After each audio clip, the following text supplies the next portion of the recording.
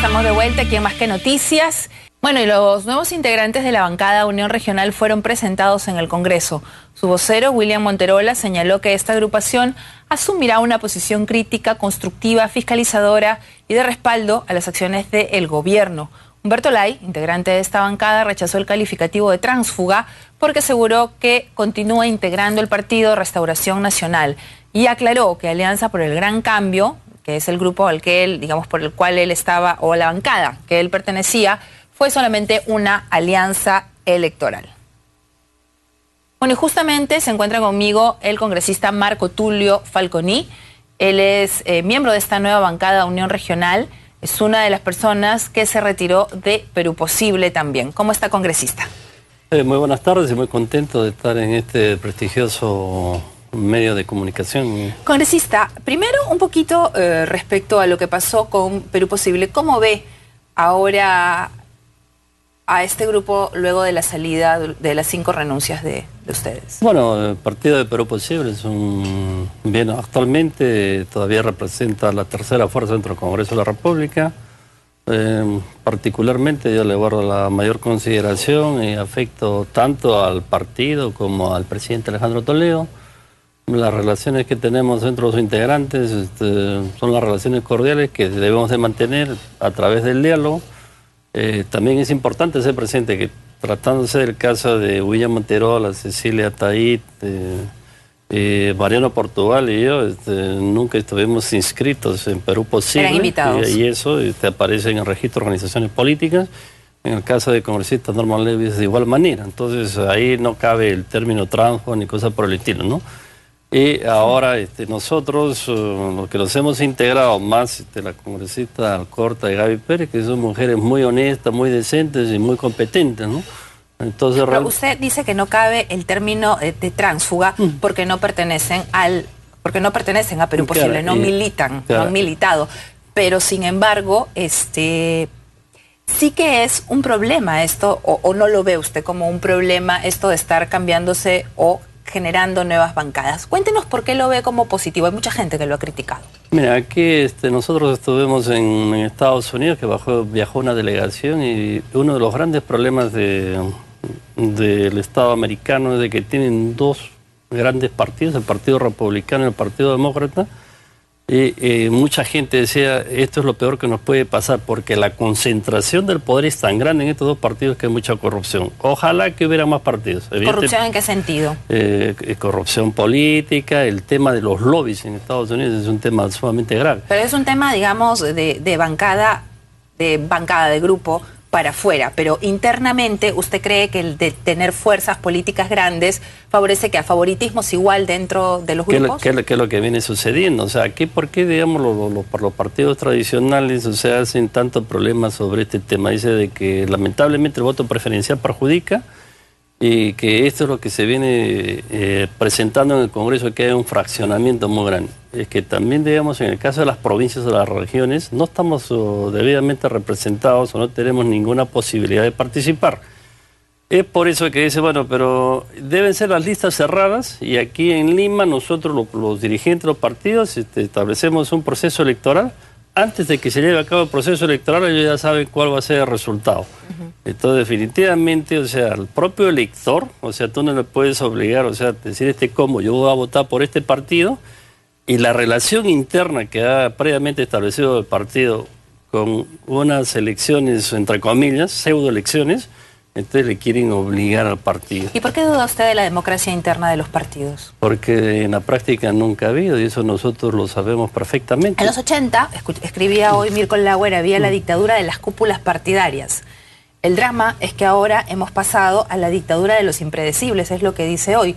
¿Usted considera que su bancada está con gente impredecible, con gente que no tiene una ideología clara, o tienen algo que los une? Bueno, definitivamente, en primer lugar, los 8 integrantes que somos ahora es gente, yo creo, muy honorable, muy decente, que eso es muy importante en política, y además es gente muy competente. Si nosotros revisamos el accionar personal y profesional de cada uno de los integrantes, realmente nadie podrá cuestionar o establecer algún tipo de observación respecto de los integrantes de Fuerza Regional, ¿no? Entonces, estamos comprometidos y justamente nosotros creemos que las acciones positivas que puede realizar el gobierno hay que apoyarlas, y en los casos que discrepemos vamos a tener una posición crítica y una posición crítica constructiva. Quería retomar con el congresista Falconi algo que le había dicho que sí que parece interesante analizar. Usted, congresista, decía que los políticos en las regiones no están debidamente representados en el Parlamento, no encuentran, digamos, para decirlo en cristiano, un partido sólido en provincias al cual enrolarse y llegar a nombre de ese partido a pelear por sus leyes en el Congreso. En su caso, ¿usted de dónde es? Yo soy de Arequipa y nosotros tenemos un movimiento, o pertenezco a un movimiento que es Fuerza Arequipeña. ¿Ya? Es el movimiento regional más importante que tenemos ahí en Arequipa. En el caso de Mariano Portugal es el movimiento Raíces, que es el más importante de Puno. El Norman Lewis de Fuerza Loretana, que también es el movimiento más importante. Igual sucede con el caso del congresista William Monterola, de Avancemos Huancavelica. Entonces, nosotros tenemos ahí a líderes regionales bastante interesantes y que realmente tienen un respaldo popular fuerte. Cuando se trató la ley de partidos políticos, mira, cuando se legisla aquí, y es lo que no quieren decir, los representantes de Lima y los partidos políticos tradicionales legislan pensando en Lima, nunca en la provincia, y ese es un grave error de concepto. Dijo, no puede haber, por ejemplo, los movimientos regionales no se pueden convertir en partidos, ¿no? Porque eso nos puede afectar. Pero ¿por qué, por ejemplo, las elecciones regionales y en las elecciones municipales? Los partidos, sí. Los partidos no tienen ninguna representación y realmente no obtienen ni el 3 ni el 4% del total digamos, del porcentaje electoral. Entonces dicen, bueno, ese es un problema de la debilidad de los partidos. Efectivamente, los partidos políticos son débiles y lo que tienen que hacer es restaurar la democracia interna, ir justamente a las escuelas políticas, trabajar y, por supuesto, predicar con el ejemplo. Pero y fortalecerse en provincias, ¿no? Claro, entonces justamente ahora, por ejemplo, vienen las elecciones regionales y todos los partidos dicen, bueno, nosotros no vamos a participar, vamos a hacer alianzas con los movimientos regionales, ¿no? Hacen las alianzas y después dicen, no, estos se han portado mal, se han ido, etcétera, etcétera, ¿no? Lo cual no es cierto. La única forma que a Lima le vaya bien, para que los provincianos no sean, esta migración sea tan grande, es que tiene que hacerse el desarrollo en la región. ¿Cuál es la percepción que lamentablemente tiene mucha gente aquí de que la descentralización, pues es un capricho de los provincianos y no se dan cuenta que es un instrumento de desarrollo? Entonces, la única forma que al Perú le vaya bien es que nos vaya bien a todos. Pero lo que usted dice en ese sentido sí que es importante. Usted ha puesto, por ejemplo, un tema fundamental. Vienen las elecciones regionales y municipales y, por ejemplo, en Arequipa hay una gran cantidad de movimientos regionales que seguramente Perú Posible o PPC, o no sé, les tocarán la puerta y le dirán, no, mira, únete conmigo para postular. Pero eso no es pues una auténtica vida política, una vida política partidaria como debe de ser, ¿no? Coherente, no es. Claro, justamente esa es la gran debilidad que tienen los partidos políticos que no tienen presencia nacional. Están a ser los integrantes de la Unión Regional, todos los congresistas de gente muy respetable, tanto a nivel personal como profesional, de gente de éxito. O sea, que aquí no hay ningún advenedizo ni cosa por el estilo. Ningún tránsfuga, dice usted. Y tampoco hay tránsfugas porque no está regulado el transfugismo en el país. Pero sí está proscrito a nivel mundial el político que se cambia de bancada por congresista por evidentemente intereses subalternos, prebendas políticas. Ahora yo le hago una pregunta que ha corrido ayer, ¿no? Si usted fue elegido por Perú Posible y usted decide salirse de la bancada, cuando usted fue elegido esa curul, la gente votó por Perú Posible. ¿Por qué no debería venir el accesitario? La razón es bien sencilla. En primer lugar, no está previsto legalmente. En segundo lugar, en mi caso, en Arequipa hay 6 curules, ¿no? O sea, corresponde proporcionalmente 6 curules. Yo participé en el puesto número 6 y saqué más puestos que... O sea, mi votación fue mayor a toda la bancada, incluido el presidente Toledo. Entonces, ¿quién es el accesitario en este caso de quién, no? Porque eso es lo que hay que tener presente. Usted alude a su número de votantes. Claro, entonces, y eso es lo que pasa con todos los líderes regionales de Unión Regional. Y tienen altas votaciones. Claro, y también de otros líderes regionales que también están en el Congreso de la República, ¿no? Entonces el sistema es bien perverso, ¿no? Porque justamente la debilidad de los partidos políticos le imputan a los líderes regionales cuando realmente no queremos reconocer que este manejo de las cúpulas y los dirigentes eternos, que nunca cambian, son los que vienen originando el problema. Se dice el voto preferencial.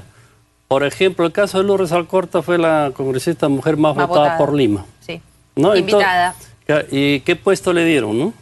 Entonces eso es importante, él estaba en el puesto 10, 11, y sin embargo salió la más votada, ¿no? Entonces, en el caso, por ejemplo, de Luciana León, que le dieron el puesto 20, fue la más votada y la que salvó realmente en este caso al partido aprista, ¿no? Porque le dio que lógicamente tenía al final del gobierno. Finalmente el tema de la valla, ¿no?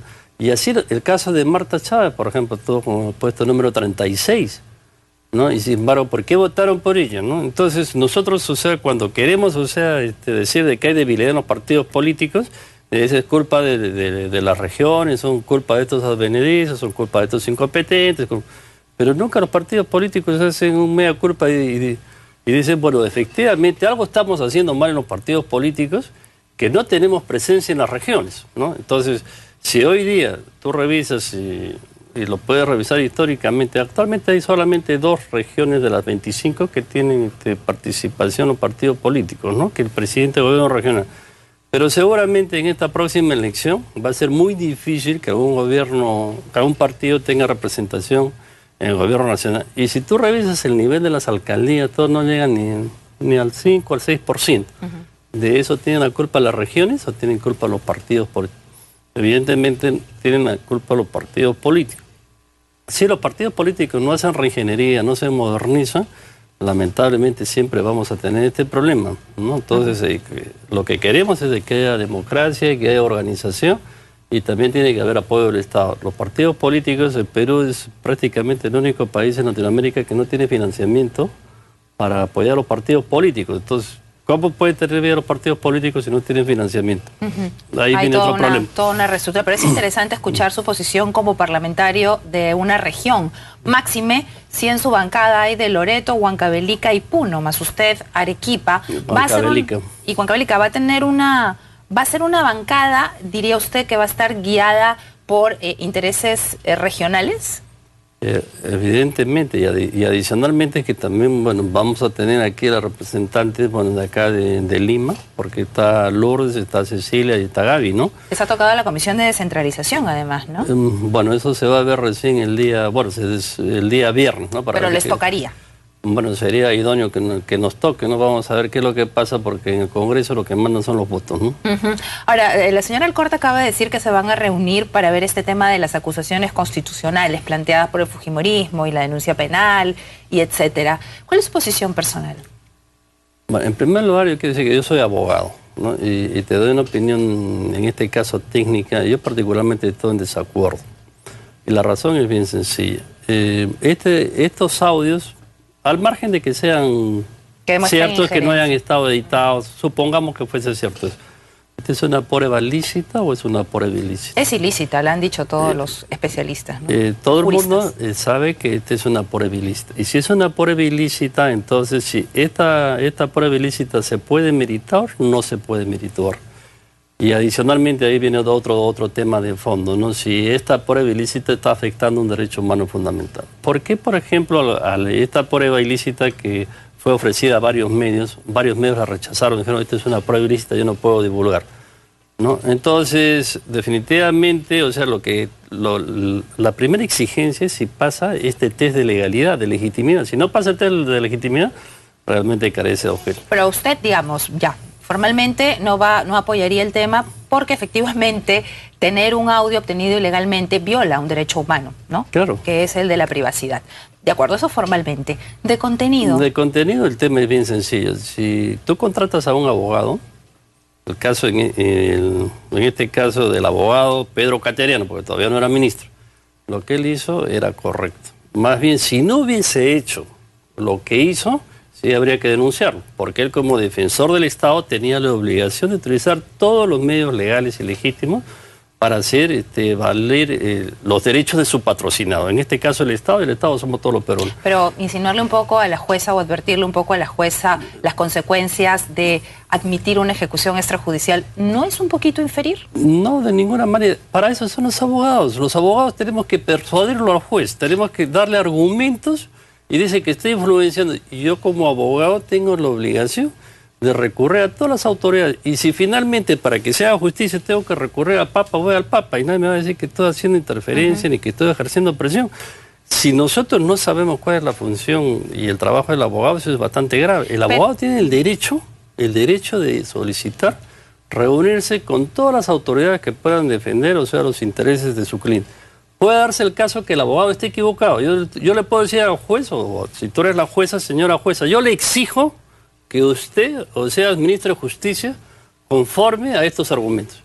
Usted me dirá, pues bueno, yo lo escucho, se evaluará oportunamente.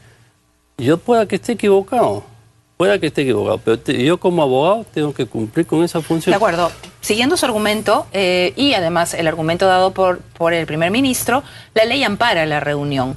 Vuelvo y le repito, el contenido, usted me dice que no lo ve mal, que no ve una injerencia, pero usted como abogado se reúne con la otra parte, con la que usted litiga, más con el juez, para ver una sentencia que lo favorezca a todos, para decirle al juez, mira, sería bueno que nos pongamos de acuerdo para... No, en primer lugar, o sea, el entonces ministro de Justicia, como representante del Estado, o sea, y si tú revisas la ley orgánica del Ministerio de Justicia, eso, está facultado para justamente representar ante las autoridades públicas y las autoridades privadas. Sería un absurdo pensar de que va a ir el ministro de Justicia o va a ir el abogado del Estado peruano a decir a la jueza, oye, usted falla, usted en contra nuestra. Eso es un absurdo y eso además se podría cometer delito de prevaricato, ¿no? No tendría que decirle nada, es mi opinión, esta es la suya. Claro. Antes de que se me acabe la entrevista, Comisión de Fiscalización probablemente hoy día ha quedado en prensa así que iría a Solidaridad Nacional o a quien vaya, ¿no? Y ahí se trataría el tema del señor Toledo. Usted va a...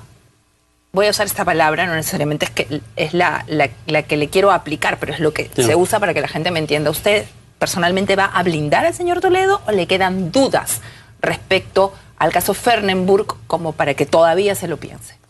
Bueno, definitivamente los miembros de la Comisión de Fiscalización, su trabajo justamente consiste en hacer una investigación imparcial. Claro, pero digamos, yo hablo de cuando esta pase al Pleno, ¿no? Claro, y adicionalmente nadie tiene por qué blindar nada, absolutamente aquí. Yo particularmente, y yo que he tenido oportunidad de revisar, o sea, la documentación, yo estoy convencido de la inocencia de Alejandro Toledo, ¿no? Yo no voy a ser miembro de la Comisión de Fiscalización. Lo sé. Pero sí, yo estoy convencido de eso y la Comisión de Fiscalización no tiene por qué blindar ni al señor Toledo, ni al señor Castañeda, ni al señor García, nadie.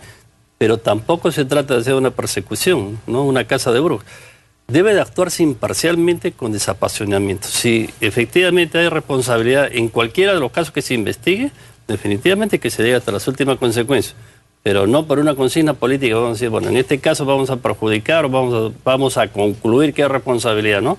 Que se haga las investigaciones con la absoluta independencia, con criterios técnicos, y eso le va a hacer mucho bien al país, ¿no? Bien, congresista, gracias por esta primera visita como parte de esta nueva bancada y esperamos tenerlo de nuevo.